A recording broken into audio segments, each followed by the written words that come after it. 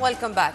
As we promised our dear viewers that we are going to tackle very important topics when it comes to our monuments and to our pharaonic era. And when those topics are mentioned, our Egyptologist, Mr. Bassam Shammaa, is always here to answer all our questions. And today we have plenty of topics. We are going to start with the main events which took place recently. Many museums were launched, many pieces of the Egyptian monuments were retrieved, and a lot of other issues. So let me welcome first our dear guest, Mr. Bassam Shammaa. Thank you, sir, for being with us. Thank you very much for having me. Thank you, sir. Sir, first of all, if you can just walk us through the main events that took place in Egypt recently in light of what Nermeen kindly said.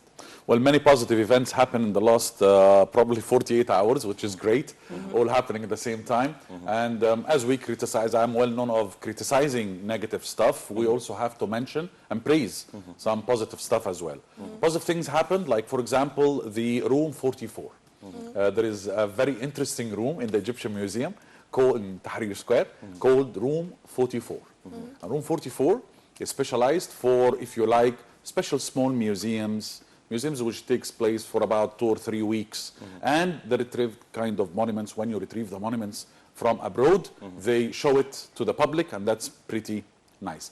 The only thing I would add for such positivity is that you would allow, if I will promise the Minister of Antiquities anything, I will promise them to allow the Egyptians to enter such room for free. Why? Because you don't pay to see retrieved monuments. Now, we've got some pictures for the retrieved monuments that we picked up, me and Afef, and pretty interestingly enough, they were good pieces. Now, why did I say good pieces like that? Why did I pause? Because normally when you retrieve, they will give you small... Yes, our producer is airing. Excellent. Yeah. Here we are. We have very beautifully colored coffin. We have amazingly carved steel. We have this model of a boat with the sailors and the oarmen. Pretty amazing, because as you can see, they are individual pieces, and for that to come back all in one piece, that's pretty positive. And we noticed how also some of the colored depicted scenery is there. This is, I like, this is one of the pieces that I really love, because the carving is exquisite and the colors are amazing. Why am I saying that? Because when you retrieve, sometimes you retrieve things which is great and everything, but not with the standard that you are looking for. This is not the head of Nefertiti. This is not the Rosetta Stela from the British Museum. This is not the zodiac sign from the beautiful Louvre Museum, and so on and so forth. This is not Hamd Iono, the only statue for the pyramid Doctor, building. sorry to jump in here, but do you believe that the Ministry of Antiquities is doing its homework in regards of retrieving the stolen monuments and stolen pieces to bring them back to their homeland? Well, I would give so far 6 to 6.5 out of 10. And if it wasn't for that, for 2 days ago when they opened, I would give it 2.5 out of 10. So yes, that room 44 exhibition is a huge jump and a huge positive stuff. This is not the first one, by the way. This is probably the 5th one that they are showing us. But now we are asking for more, and we are asking for the biggest. Okay, these are beautiful. Every piece of history to me is important. And as we said before, the Egyptian Antiquities Ministry would accept that every 100 years, they will tell you anything which is done 100 years history. is yesterday's history. Yesterday's is 1 hour ago is history. So don't tell me this is history and this is not.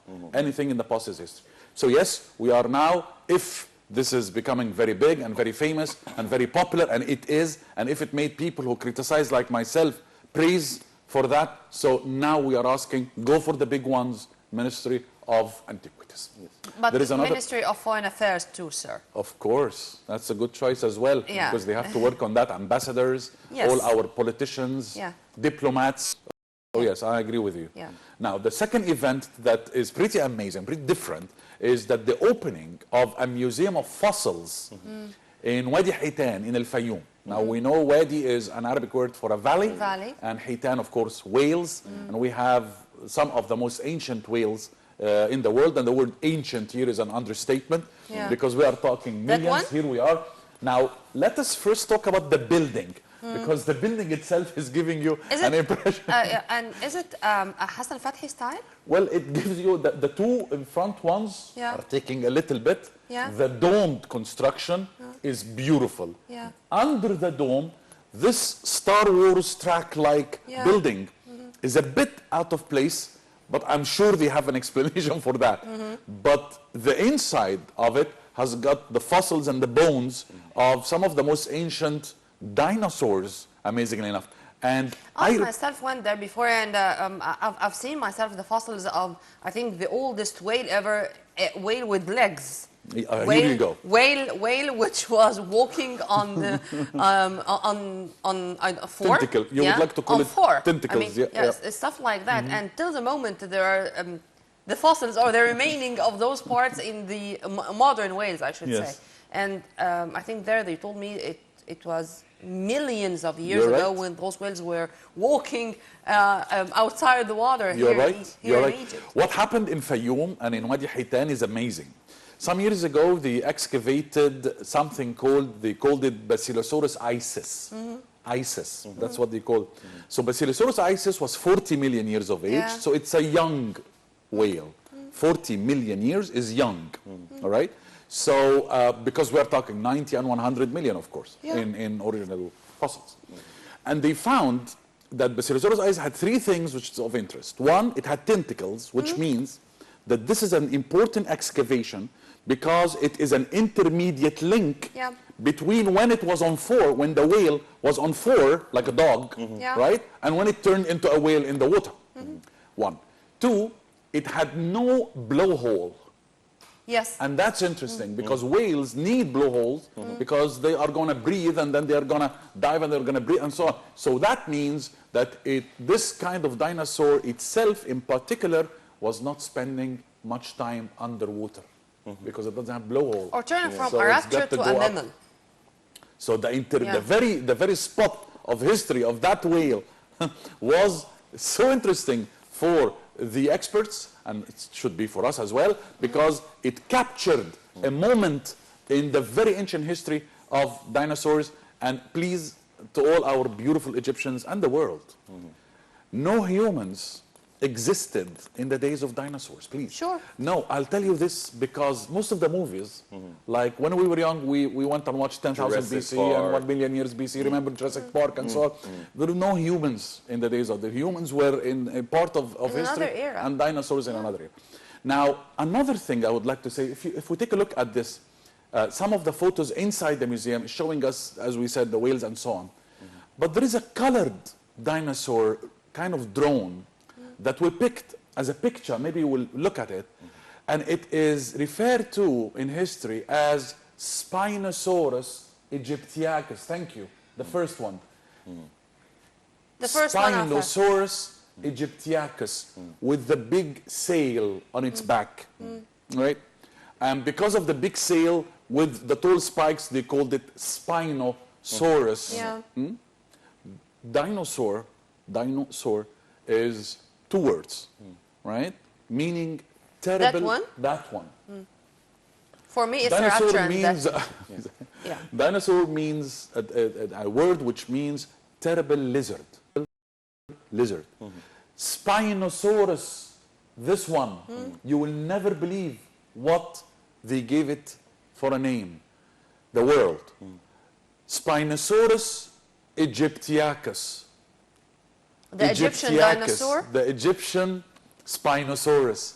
And this is for a very good reason. And we should make a statue for it in the museum, a statue. Why? Because the only only one of its kind, of its type, was excavated in Egypt. And it went to Germany a long time ago, and it was in a museum in Munich, and the museum was all bombarded in the World War. And this fossil is gone, unfortunately. The only fossil in the world destroyed totally. Unfortunately. So, which is very sad. But enough for us to be very proud of the only type. And by the way, the largest dinosaur in history is the Spinosaurus aegyptiacus, bigger than T-Rex. Bigger than T-Rex, which is always in the movies as the biggest lizard of all. Yes. Doctor, what do you believe your comments on because on the day of the inauguration of the Valley of the Whales, the Minister of Antiquities decided to invite all Egyptians to go to the museums for free. Your comment on this move? Yes, I would like first to thank them. Yes, probably when we say that on our media, somebody's listening. Yes. They made it one day, which is good. This is because of the Day of Archaeologists. Yes. That day was the Day of Archaeologists, so they were celebrating and so on. Yes. I would believe that would be a good exercise for the ministry to make it for good, to make it 365 days a year for free for the Egyptians. The reason for that is that I'm asking for that for a long time because when you visit your grandpa, you don't pay him money to go to his house. When you visit your grandma, hello grandma, I came to visit you on Friday. Surprise! Do you give her money to enter? No, you probably take money from her, yes. Right? So what happened here is respect how the Egyptians would like to take their kids and go. Nobody's going to pay 30 or 40 Egyptian pounds to go and take your family. The kids will take us to the mall, take us to the, I don't know, fun house, right? No, I would like to attract, and believe it or not, Mr. Minister of Antiquities, the British Museum in London with the millions of pieces inside it is for free. Here's a surprise for you. Not for free only for the British, for free for everybody. Nobody pays a ticket to enter the British Museum. The British Museum, which by the way doesn't have anything British in it. Yeah. Right? Now, the third event that I would like to, third positive thing that we would like to mention is the Museum of the Nile, the River Nile. First of all, one, I love the entrance made out of the same design of the Nubian style. We got some pictures if you like. Two, I love the hieroglyphic sentence, I did not pollute the river Nile, in hieroglyphs and in Arabic and English. So that's number two. Number three, the show inside, here you go. So you are in Aswan, you are in the granite, beautiful pink granite city, you are in the city of history, you are in the roots of the Egyptian history, the Nubian, right? Now, if we can just stop for that main entrance. So positive, positive, negative. What's plastic got to do with it? No plastic, please. Remove all those colored plastics. If it was plastic, it looks like plastic, right? Or whatever material. Not vary with it. Not matching with the history of the River Nile. Not authentic. Totally, totally. So remove the plastic, don't spoil it. Two, there is a hippopotamus statue that they made, a model. Remove it, totally. And do something with it. Throw it from the 7th floor, if you like. Not what? You are comparing your, please, you are competing with the ancient Egyptian artisan. No, don't. What? You are playing against the biggest player of the world and in the world. So, so those are the three positive things, with a little bit of advice as well for them to be better and better and better. Yeah. So congratulations to all Egyptians. Thank you. And I do remember this Nile Museum was inaugurated by His Excellency Prime Minister Engineer Sharif Ismail, along with Dr. Hossein Al-Moghazi, Minister of Water Resources and Irrigation.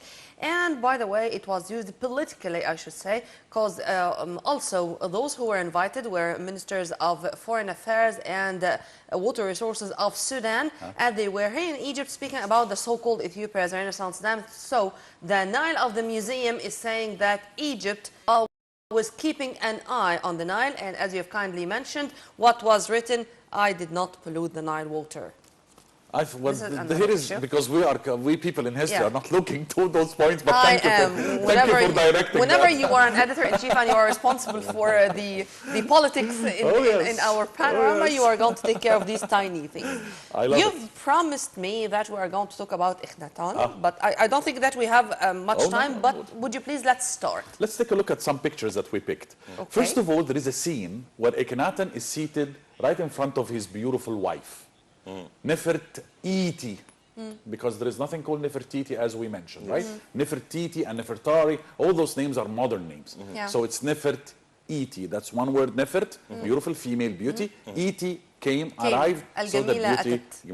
Etet, Iti, here you go, in Arabic and in hieroglyph, very similar. This scene here, this one, please, we'll just stay for a second with this one. Everybody looks at it, the kids, she brought him 6 daughters, beautiful, family-like, first time to see a king and a queen in a family mood. Beautiful. Telling us about the social attitude of man and wife when they were in the palace. Gorgeous. But when I look at a scene like this, I look differently. I look with a different view, different angle.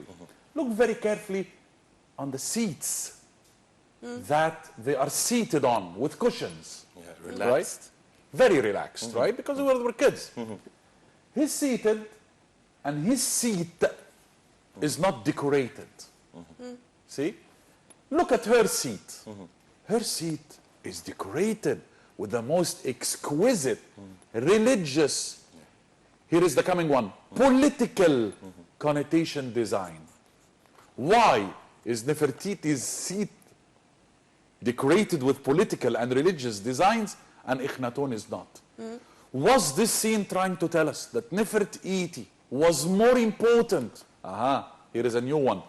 More important than the king himself, or else why is she having all that concern and all that important designs? And these are not designs because of it's beautiful or it is a beautiful artistic design. No, it's religious and it's political. That's number one.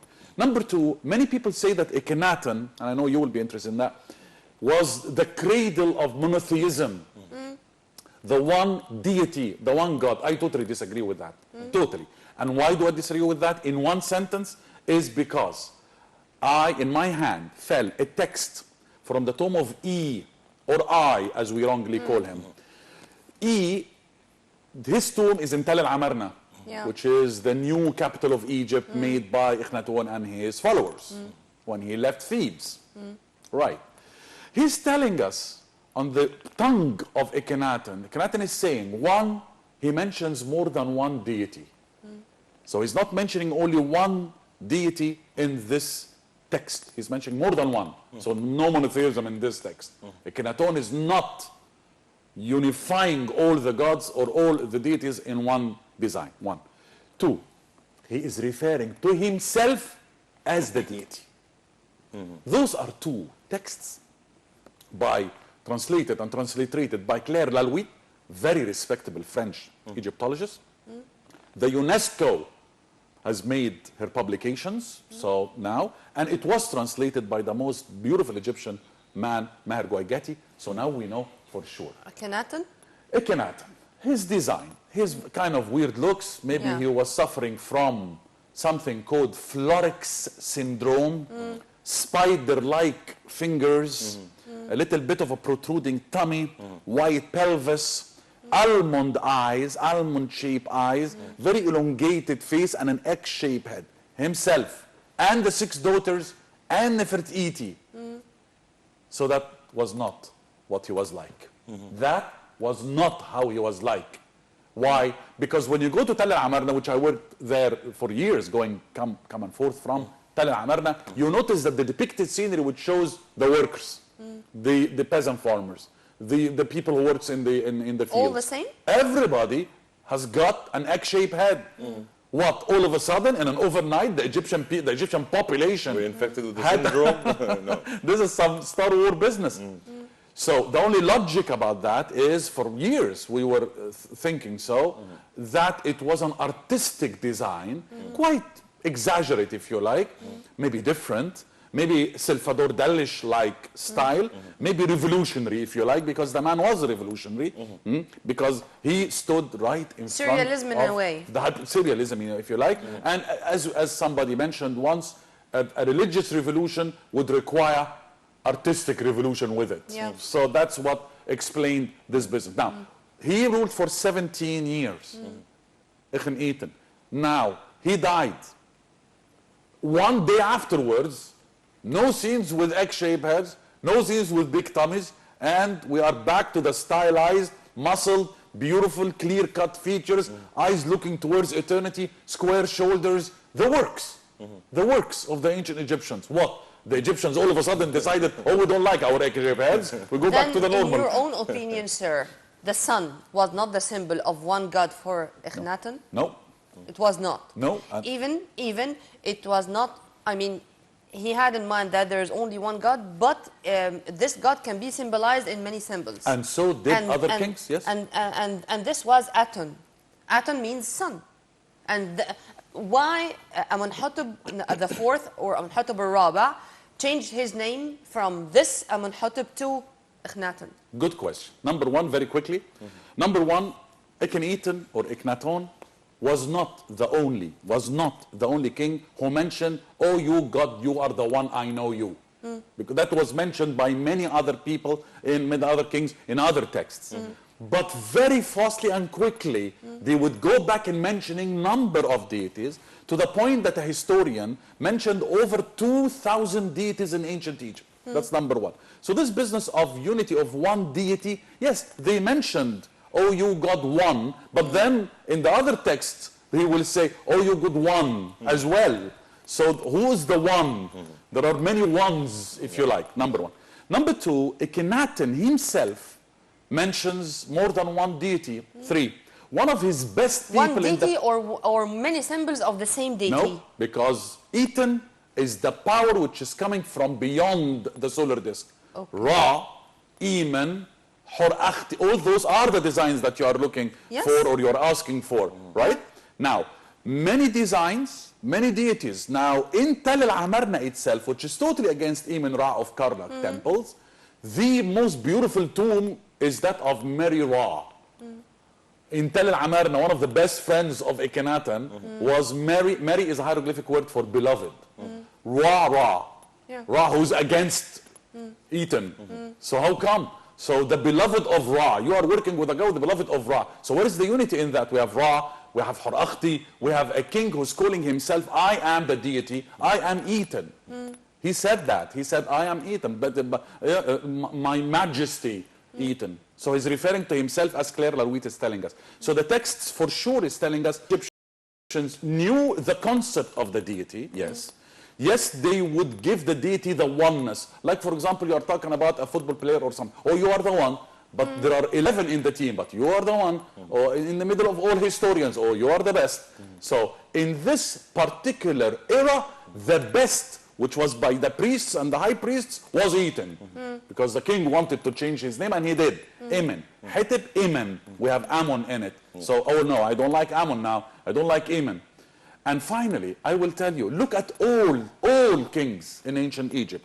You will find Khufu, Kha'if Ra, Menka Ra, Nefer-Irka Ra, Sahu Ra. All of a sudden, in some royal families very close to each other, Ra was the big guy. Now, go to another place and you will find Amenhotep the first, Amenhotep the second. So now Amen is the number one.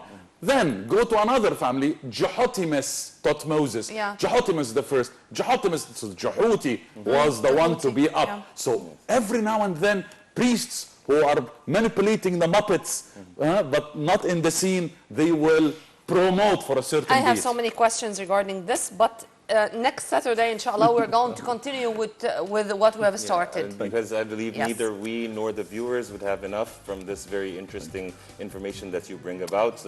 Dr. Bassam Shammaa, the prominent Egyptologist, thank you so much for being with us. Thank you, sir. And dear viewers, a short break and we'll be back to resume the remaining segments of The Breakfast Show live on Nile TV International.